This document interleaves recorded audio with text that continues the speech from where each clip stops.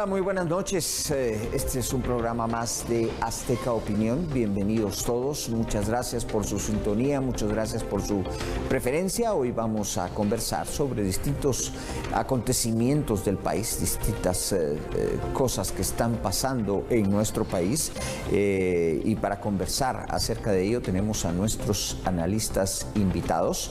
Tenemos con nosotros acá en el estudio a Maynor Alvarado del GAM y también pues en línea está Olaf Dirkmatt, también otro analista invitado. Así es que a ambos muchas gracias por haber aceptado la invitación.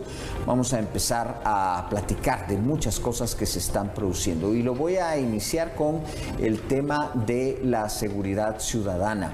Bien, hace algunos días impactó la imagen de otro asalto en la carretera, en la carretera interamericana, en la Roosevelt en este caso, en donde un individuo estaciona incluso su moto, se baja, saca una pistola para cometer asaltos, luego tranquilamente se sube a la moto. En fin, esto ha provocado muchísimos comentarios. De la misma manera, el incidente que se dio en Villanueva, donde un individuo también se enfrentó a balazos con la policía y resultó pues en una iglesia. La policía logró coparlo, y recientemente también otro sicario que cometió un asesinato, la policía lo copó, disparó contra los policías, pero los policías le mataron en esta acción. Todo esto en el marco de lo que pareciera ser un incremento, eso es lo que marcan las últimas cifras, aunque habrá que ver cómo sigue esto en el último mes, porque en los meses anteriores, tanto en enero, en febrero, en marzo, daba como resultado que se venían elevando los hechos violentos, particularmente las muertes violentas. En esto, Maynor Alvarado, pues que pertenece al GRAM, tienen muchos detalles acerca de esto. ¿Qué es lo que está pasando en términos de violencia? Bueno, pues en definitiva creo que hemos pasado ya de un tema de percepción a ver en realidad sí un incremento en los datos duros, especialmente en los delitos contra la vida.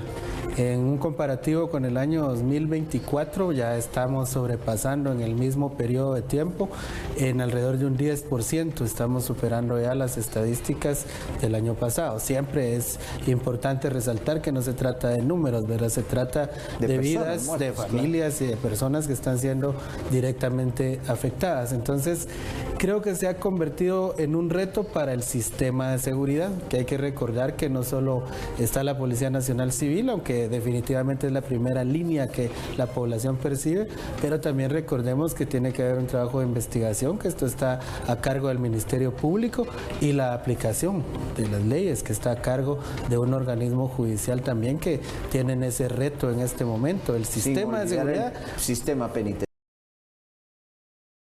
¿verdad? Que también... Exactamente, y otras agencias que también desarrollan inteligencia para diferentes instituciones de gobierno. Creo que es momento de articular esfuerzos entre todas estas agencias y entidades que tienen algo que ver con el tema de seguridad ciudadana y empezarlas rápidamente a implementar acciones de manera conjunta, porque el mensaje es totalmente negativo. Eventos de esta naturaleza pueden llevarnos a un temor colectivo, a un tema de parálisis de acciones también en determinados sectores económicos que ya lo han manifestado, y entonces sí estamos en un momento crítico donde se necesita una respuesta integral por parte de diversas instituciones del Estado. Olaf, ¿cómo afecta todo esto, todo este incremento que se está viendo de muertes violentas y sobre todo en el caso de las extorsiones que han venido recurrentemente incrementándose en el resto de la sociedad? Bueno, la delincuencia afecta a la economía en muchos sentidos. Solo pensar en cómo que la gente escoge andar en carro o en motocicleta en lugar de caminar o ir en transporte público. ¿Por qué? Por la inseguridad. Y esas son cosas que no son nuevas, claramente, pero sí hubo el año pasado una idea de que supuestamente la delincuencia estaba bajando, cuando en realidad no estaba pasando tal cosa. De hecho, no había ninguna diferencia estadísticamente significante de un año a otro año, y hay que reconocer que aunque ha bajado la delincuencia desde el 2008-2009, cuando tuvimos un pico, pues nunca desapareció. Guatemala siempre ha sido inseguro. Las extorsiones están reduciendo las oportunidades económicas, está afectando mucho al comerciante pequeño que no sabe lidiar bien con ese tipo de extorsión, y tenemos el ejemplo a la par con El Salvador, donde vemos que cuando mejora la seguridad, muchos pequeños negocios florecen. De repente tenemos la venta en las calles que ahora mismo no hay, y todo esto no solo mejora la economía de guatemaltecos, sino también mejora justamente la seguridad. Hay una gran urbanista que se llama Jane Jacobs, y ella hablaba de ojos a la calle. Bueno, ¿qué mejor forma existe para el concepto de ojos a la calle que mejora la seguridad ciudadana con más actividad económica, más ventas, más clientes, más personas caminando? Y obviamente todos esos problemas, pues la seguridad las empeora. Entonces tenemos problemas desde el tráfico, cuellos de botella en la ciudad, hasta oportunidades comerciales y laborales que están desapareciendo o donde la población se ve afectada. Todo esto podría mejorar muchísimo si mejoraría la seguridad en el país. Minor, en cuanto a esto, pues tanto ustedes como el CIEN han hecho llevan y han recopilado estas estadísticas acerca de los índices delincuenciales que están afectando el país. Pero aparte de recopilar las estadísticas, ¿se han hecho sugerencias? ¿Se han hecho sugerencias al ministro de Gobernación, al Ministerio Público, a los tribunales de justicia para articular otro proceder? Porque hasta el momento básicamente venimos con una línea de acción desde el 2009 que es muy parecida. Sí, qué importante la pregunta. Nosotros hemos participado en mesas ampliadas de seguridad en gobiernos anteriores. Trasladamos directamente a los anteriores presidentes el informe, que contiene efectivamente recomendaciones también. Recomendaciones que nosotros vemos desde, además, denuncias que recepcionamos. Nosotros recepcionamos denuncias también de extorsión o de procesos contra la vida que impulsamos, y desde ahí nosotros hemos hecho análisis de casos con recomendaciones. Quiero decir que en el actual gobierno no hemos tenido esa posibilidad de apertura que sí existió con gobiernos anteriores, varios gobiernos anteriores. Y entonces es un buen espacio para solicitar también a las autoridades que aperturen ese diálogo con la población. Normalmente, ¿cómo ha sido? Digamos, en gobiernos anteriores los llamaban y el gobierno platicaba, ¿ustedes pedían audiencia con el gobierno? ¿Cómo era? Ambas situaciones, digamos, teníamos posibilidades de participar en mesas establecidas desde el Ministerio de Gobernación. Se establecían diálogos para el tema de seguridad, que yo creo que es un buen momento para retomarlos, ¿verdad? Y si no, también nosotros en determinados momentos que identificábamos crisis, ya estamos claros que la crisis ya es permanente, pero hay momentos punta en donde sí han sido afectadas muchas más personas en delitos contra la vida. Pedíamos reuniones extraordinarias, no solo nosotros, junto a otras organizaciones, porque creemos que la seguridad debe ser de interés de toda la población. ¿Qué ha pasado ahora? ¿Qué ha pasado en este año y medio? Creo que por lo menos yo puedo hablar por la organización que represento, no hemos tenido esos canales, digamos, directos para presentar nuestras sugerencias, que han ido desde la implementación de equipos especiales. Hay muchas cosas que se han logrado realizar, que no necesitan, digamos, una gran cantidad de presupuesto, pero que se puede hacer, que han sido impulsadas no solo por nosotros, sino que también por varias organizaciones preocupadas en el tema de seguridad. Entonces hay varias cosas que se podrían ir desarrollando de manera conjunta, y sobre todo involucrar también a la población, claro, en lo que le corresponde, que en todo caso serán las denuncias, el seguimiento a las mismas. Pero estamos claros que la obligación es de las autoridades del Estado, de los organismos mencionados, ¿verdad? Claro. Olaf, a ver, Guatemala nunca ha sido un país que capte demasiada pues inversión extranjera, pero ¿cómo afecta la imagen en el exterior y en el caso de la inversión extranjera este tipo de situaciones? Ok, hay dos tipos de inversión extranjera. Una siendo la reinversión de utilidades de empresas extranjeras que ya se encuentran en el país. Pero más importante para el desarrollo económico de Guatemala es la entrada de inversión extranjera nueva. Y tristemente el año pasado tuvimos el nivel más bajo desde que registramos los datos en inversión extranjera nueva, que únicamente, si no me equivoco, eran 20 millones de dólares. 20 millones de dólares son menos de 10 quetzales por guatemalteco. Con 10 quetzales por guatemalteco en inversión extranjera nueva no vamos a desarrollar la economía.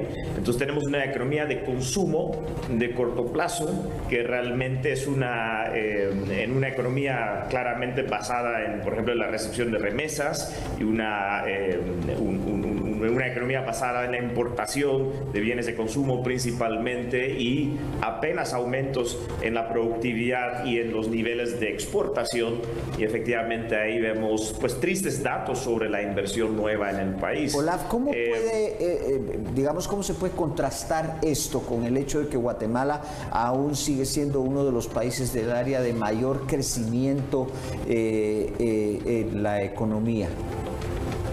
Bueno, no todo está mal. Recordemos que hay casos mucho peores en la región. Incluso desde hace poco, tal es un país como El Salvador, del cual se ha escrito mucho en los últimos años, pero estamos mejor que países como Honduras, como Nicaragua. En lo poco que hacemos bien, pues eso ha sido suficiente para mantener un cierto nivel de inversión, especialmente por parte de las empresas guatemaltecas y las empresas que ya se encuentran en Guatemala.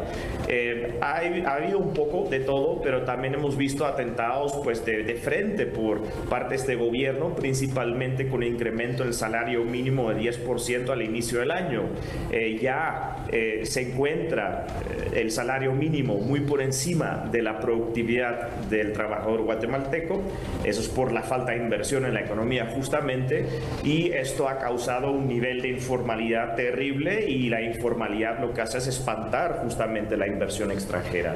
Lo que necesitamos es industria grande, lo que necesitamos es industrializar, lo que necesitamos es la gran empresa con economías de escala, y obviamente con estos problemas, la baja productividad y alto salario mínimo o costo laboral mínimo, otro el tema de infraestructura, carreteras, puertos, aeropuertos, etcétera, y por otra parte la inseguridad. Entonces tenemos esos tres factores que nos están limitando mucho. Podríamos crecer mucho más. Para volvernos un país desarrollado debemos crecer al menos al 6% al año. Claro, ese 3 a 4% de siempre, que no es muy diferente este año al año pasado, no va a ser muy diferente a los últimos decenios, realmente no es suficiente para que realmente nos desarrolláramos. Entonces necesitamos tasas de crecimiento de 6, 7, 8% al año para llegar a ese tipo de aspiraciones, ¿no? Me voy a centrar en dos fenómenos importantes, dejando las muertes violentas, que cuando uno ve la gráfica del 2009 para acá, vemos que hasta antes de la pandemia había un descenso. La gráfica mostraba verdaderamente un descenso importante. Después de la pandemia la situación se aplana, la gráfica tiene unos piquitos para arriba, para abajo, pero se va aplanando. Pero fuera de eso, que son muertes violentas, está el fenómeno de las extorsiones y del narcotráfico. Efectivamente se ha estado incautando más, pero por supuesto nos da la señal de que está pasando más. Y tenemos estos casos de gente armada con posesión ostentosa en el interior del país, sobre todo, y que lo podemos ver, que sale en redes sociales, y que aparentemente las fuerzas de seguridad no hacen mucho al respecto. ¿Qué se puede decir de estos dos fenómenos, Mayra? Vea, número uno, creo que pues el narcotráfico es un fenómeno mundial. Lo que sucede en Guatemala es que, aparte de la ruta misma del narcotráfico, que también entre dos océanos estamos en el camino, más o menos claros de cuáles han sido las rutas, y es evidente la presencia de estos grupos de crimen organizado en los departamentos que ya sabemos. dejan un rastro de sangre verdaderamente. Estas personas armadas no solo es el narcotráfico macro, sino que también existe también ya un narcotráfico al menudeo, número uno, y número dos, las personas armadas, que resultan ser no los jefes de los carteles, por llamarlas de una forma, sino que también ya personas que ellos arman a conveniencia, los que realmente ocasionan una lesión al tejido social y además la agresión a las demás personas de la comunidad, del municipio o del departamento, sin que se tenga una respuesta efectiva para controlar. Tenemos la ley de armas y municiones, prohíbe el uso ostentoso y público de las armas, por ejemplo. Eso sí hay que exigirle a las autoridades que traten de contenerlo y además de utilizar la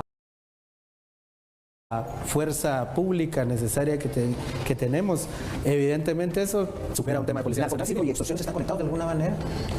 Yo creo que... O sea, maras y narcos están conectados. Yo creo que todos esos delitos tienden en un momento a encontrarse, a unificarse.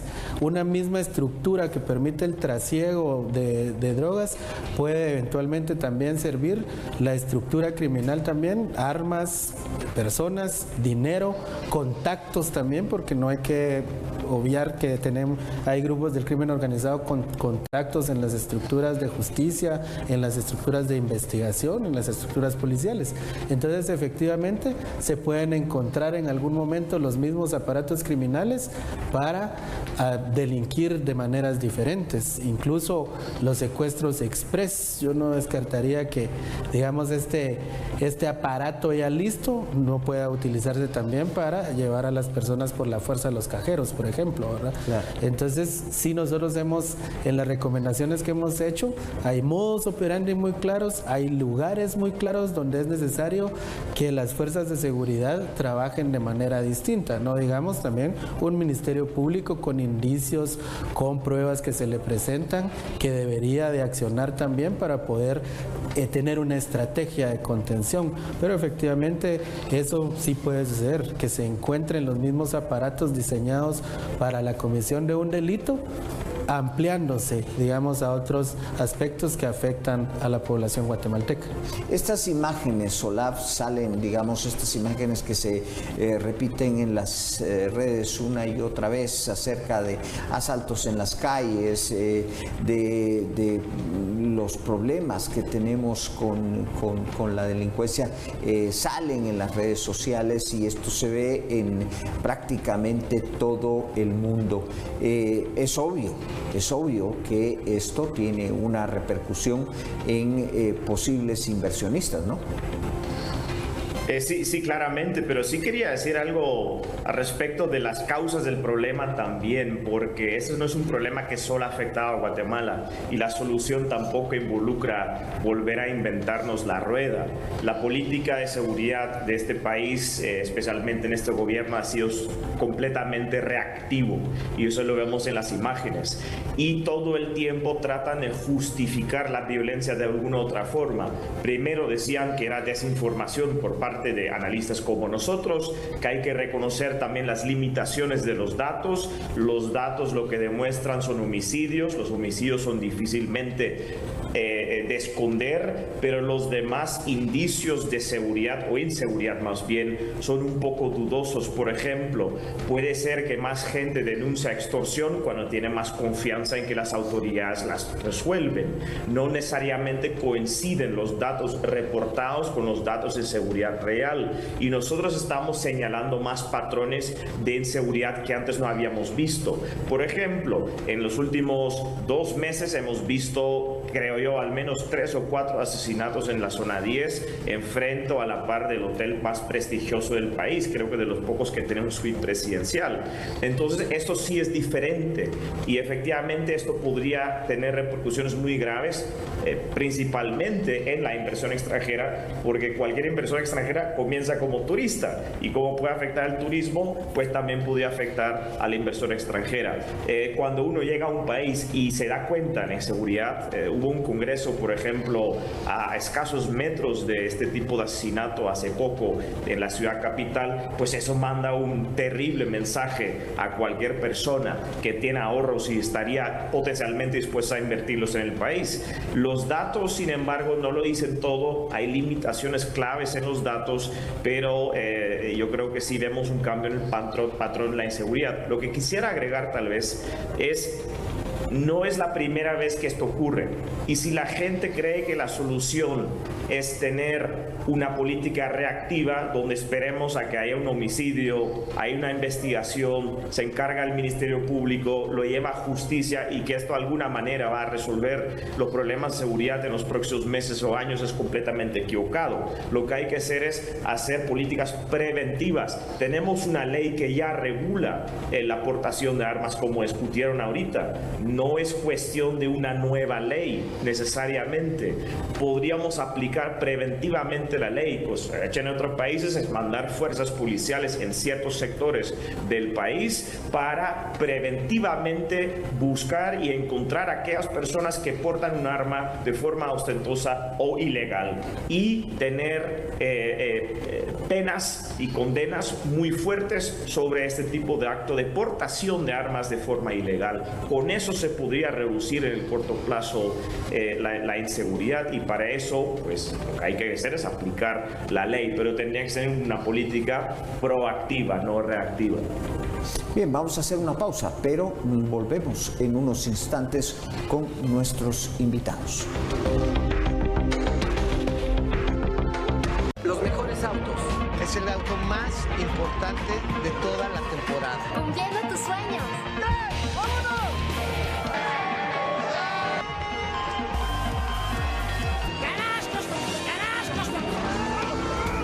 Ahí nos vemos, ahí nos esperan.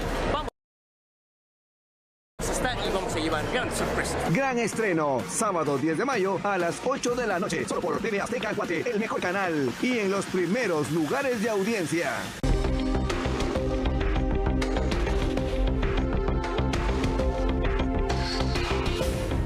Continuamos entonces platicando con nuestros analistas de estas situaciones que se dan en el país. Pero el tema de la violencia, dejémoslo momentáneamente por un lado, no es solo eso lo que nos está quejando. Se está dando una situación también en el Congreso de la República. Ayer en la noche discutimos con dos diputados al Congreso de la República lo que sucede en el organismo legislativo, que se canta que hay un golpe de Estado, que, en fin, diputados que denuncian que cuando entran al hemiciclo ya estaban marcados en el tablero. Hay una guerra en el organismo legislativo en este momento que involucra muchísimas cosas. ¿Cómo afecta esto, Juan?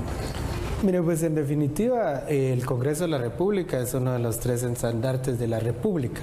Y cuando nosotros vemos como población a 160 personas que en realidad no logran acuerdos realmente para beneficiar a la población, pues también tiene que ver un poco con la moral del país, ¿no? Ver que, si bien es cierto en todos los países o en muchos parlamentos pues se dan situaciones, Guatemala pues está sorprendiéndonos ya, incluso llegando a cuestiones físicas, y eso tiene que ver con la moral del país, porque hay que entender que el Congreso es el organismo más representativo por la forma de elección que tenemos en esa representación delegada.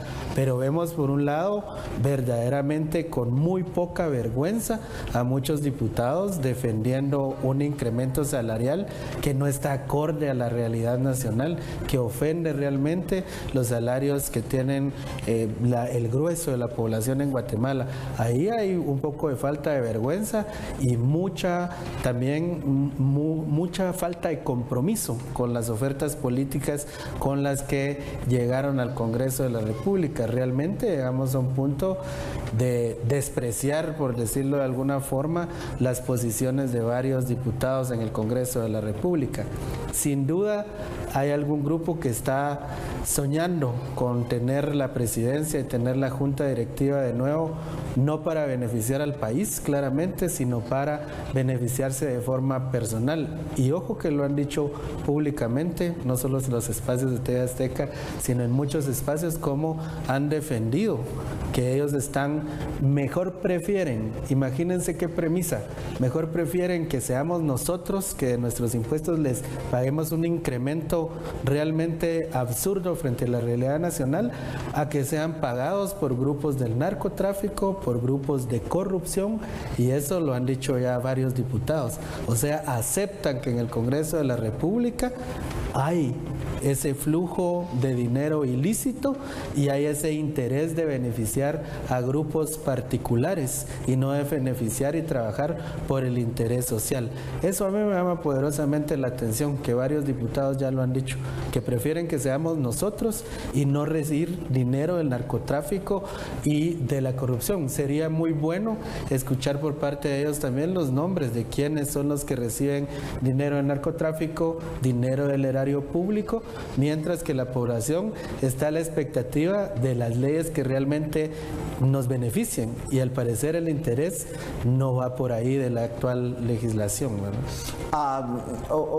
Bueno, debo de declararles a los dos que yo me declaro, confeso, del hecho de que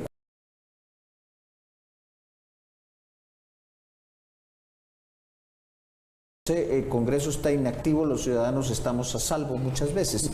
Pero fuera de eso, este asunto que se está dando en el Congreso de la República, ¿cómo afecta pues cosas como la violencia, pero también la inversión en el país? Bueno, yo no estoy de acuerdo con la opinión que acaba de expresar el compañero. Miren, una cosa es el aumento salarial, que fue una ficha de negociación por parte del oficialismo a cambio de otras cosas. Y luego tenemos la situación actual. A ver, cuando tienes una junta directiva del Congreso, esa junta directiva tiene un poder fenomenal. Puede controlar la agenda de la Cámara Legislativa. Y esto ocurre en cualquier país. Tenemos el Congreso, el Parlamento en cualquier otro país, donde el poder de controlar la agenda legislativa es clave.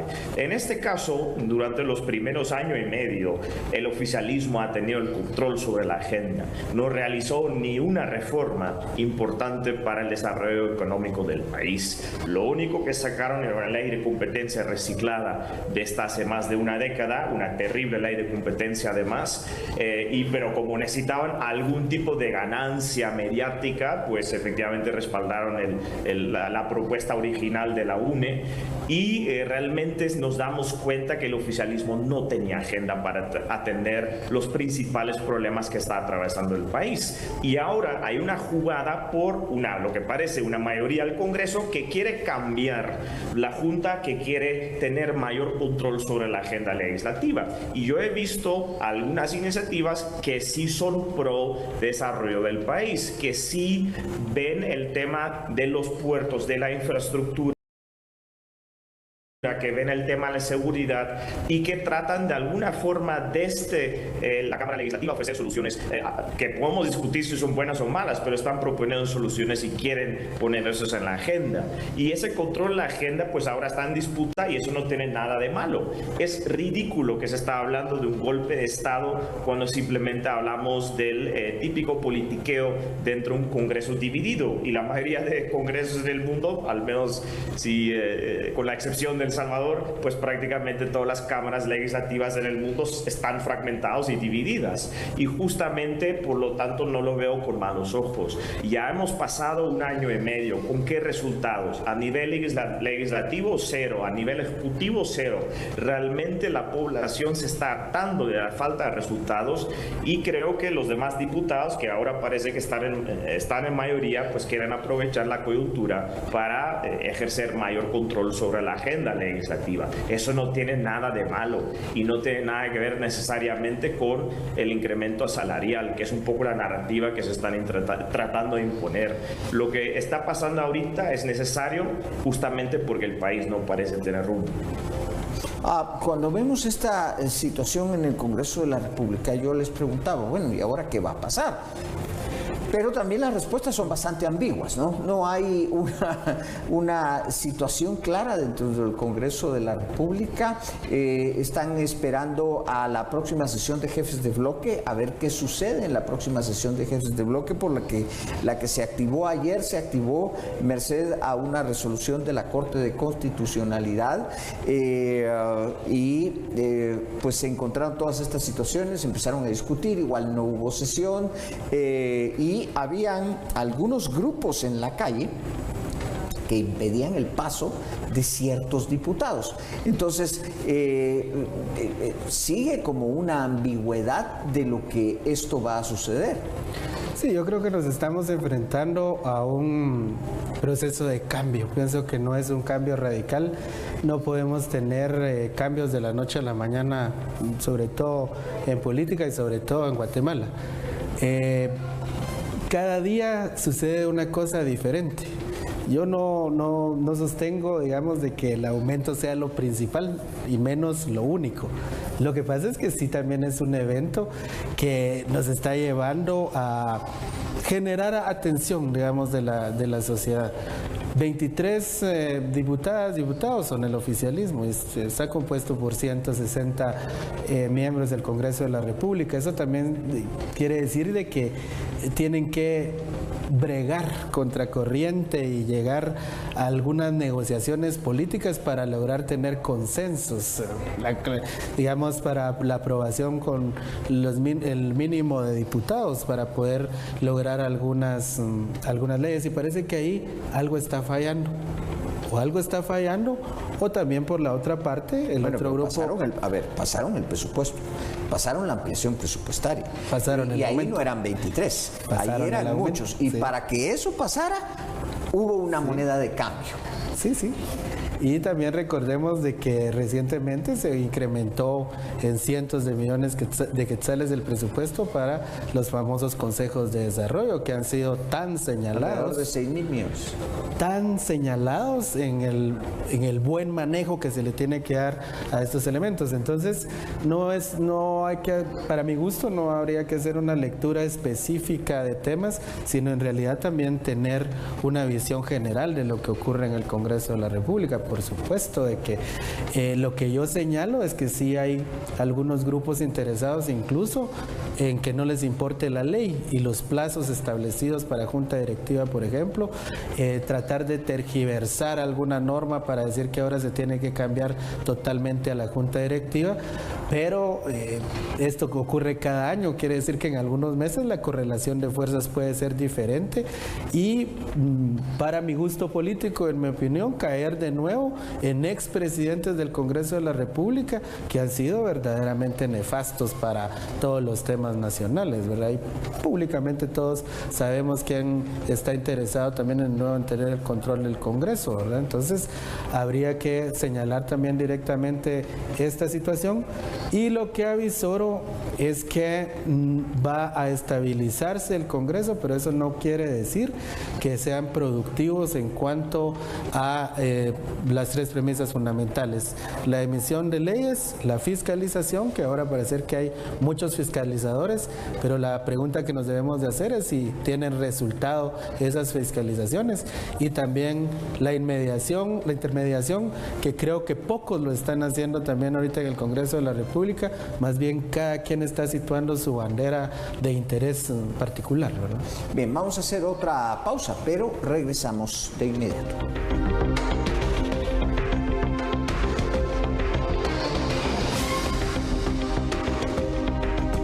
La mejor programación de las tardes en la televisión. De lunes a viernes a partir de las 12 del mediodía disfruta. Mujeres rompiendo el silencio, 12 de la tarde. Hechos Meridiano, 1 de la tarde. Acércate a Rocío, 2 de la tarde y 7 de la noche. Lo que callamos las mujeres, 3 de la tarde. Un día para vivir, 4 de la tarde. Doctora Lucía, 5 de la tarde. Hechos de la tarde, 6 de la tarde. Tus programas favoritos los encuentras en TV Azteca Guate, el mejor canal.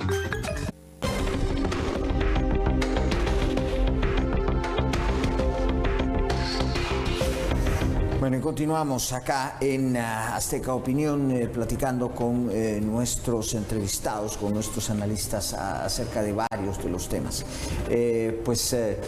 Vienen dos temas que son muy importantes.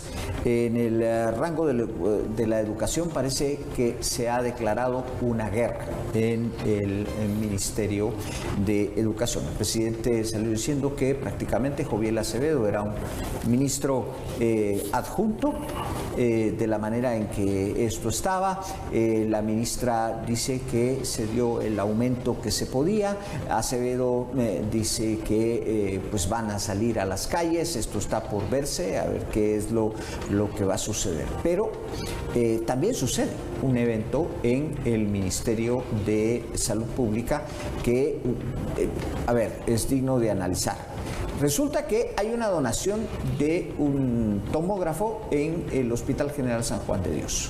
Este tomógrafo tenía que recibir los mantenimientos, pero resulta que hubo un problema con la compañía de los mantenimientos y la compañía finalmente no ofertó en esos mantenimientos. Entonces se dejó de dar el mantenimiento al tomógrafo y el resultado fue que el tomógrafo recibió desperfectos y ahora están que si van a alquilar un tomógrafo, lo cual va a durar bastantes meses porque tienen que sacarlo a licitación, que si van a comprar uno nuevo, en fin. ¿Cómo vemos los ministerios o las carteras de educación y de salud en este sentido? Voy a empezar ahora con Olaf. Bueno, son dos temas fascinantes, ¿no? Yo veo un problema con los sindicatos públicos en general, que el problema es que cuando un gobierno de turno negocia con un sindicato como el de educación, tiende a ceder todos los deseos del sindicato. Ahora, este gobierno en particular me preocupa porque no le da pena usar el dinero de nosotros, tributarios guatemaltecos, para tener o mantener contentos a distintos grupos de presión. Tenemos un problema con Condeca, traemos a la capital y le damos privilegios, le damos cosas o le damos dinero. Lo mismo ha pasado un poco con los sindicatos y también ha pasado en distintos ministerios. Ahora me parece valiente que si al menos se va a intentar algo en contra del pacto, especialmente en búsqueda de mayor transparencia, ¿no? Para nosotros que pagamos por todo esto en cuanto al pacto colectivo que existe en el ministro de Educación. El problema, sin embargo, es mucho más profundo. Simplemente no es cierto que para tener una educación pública toda la producción educativa tiene que ser del gobierno central.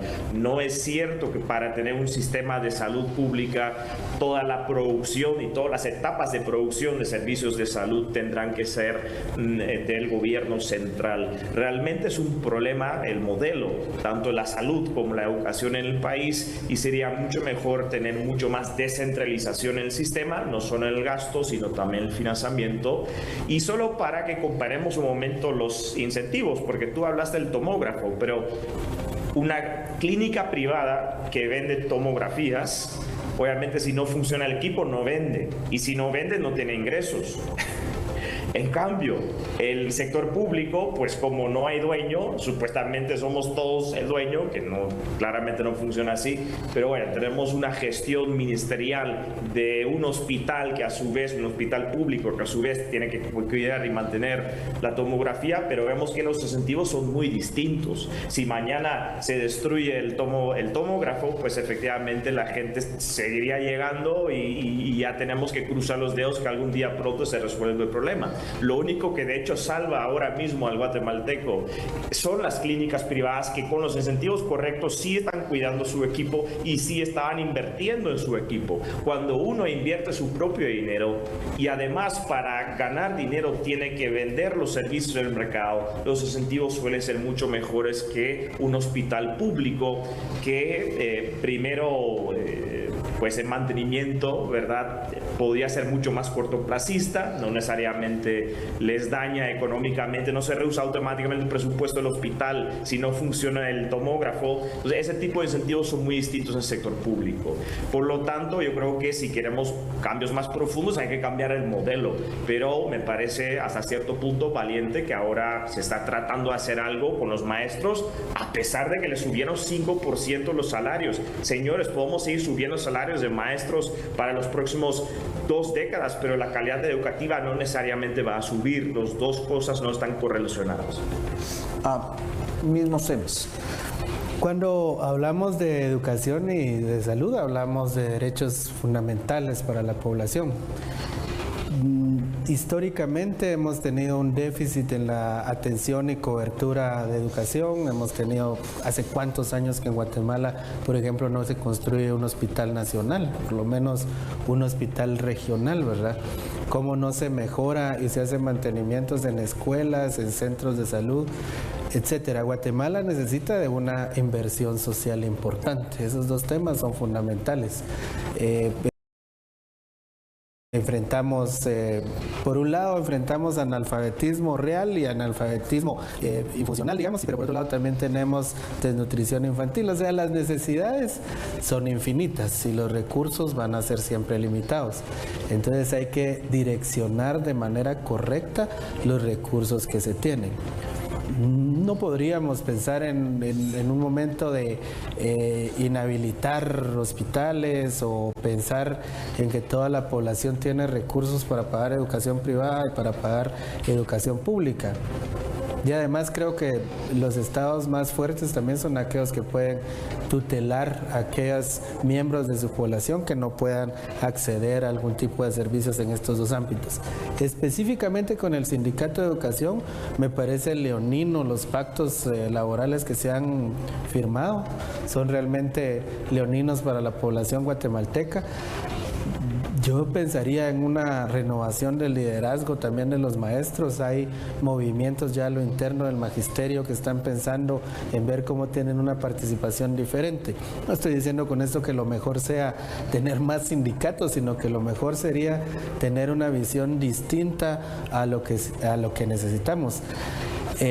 Haber eliminado la carrera magisterial en algún momento ya hace años, ahora tenemos que revisar cómo está la calidad de los maestros. No únicamente se trata de darle al magisterio todo lo que pida, sino que también debemos de exigir que haya un nivel de mejoría para la atención en la educación que ellos están brindando. Y sí revisar las inversiones que están haciendo en la red de salud pública. No tenemos el suficiente equipo. Lo del tomógrafo es un lamentable ejemplo, pero hay lugares donde no hay sillas de ruedas, donde no hay oxígeno, donde tenemos grandes déficits, y eso tampoco es producto de ahorita. Desgraciadamente, pero bueno, habría que revisar eso.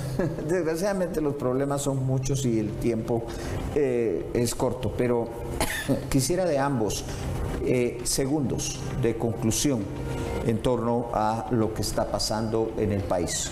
Hola. Bueno, yo creo que vamos por mala dirección. No hubo un esfuerzo legislativo que a mí me pone contento y optimista sobre el futuro próximo. Vemos una incapacidad en el Ejecutivo, especialmente en el tema de infraestructura. Parece que incluso han movido presupuesto del Ministerio de Comunicaciones hasta donde más lo necesitamos, hacia otros ministerios, y me preocupa mucho el invierno. Vemos una reducción fuerte en la inversión extranjera. Creo que vemos incrementos en la seguridad que ya nadie los puede negar. No son resultado de un enfrentamiento de pandillas. Si ustedes estudian los videos que vemos de la delincuencia, es una delincuencia que resulta la impunidad en las calles, y creo que la solución a largo plazo para salud y para educación son justamente la producción privada de ellos.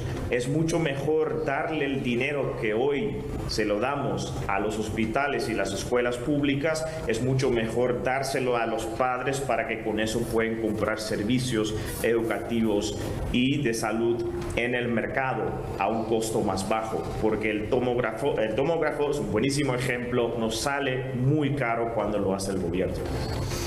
Conclusión.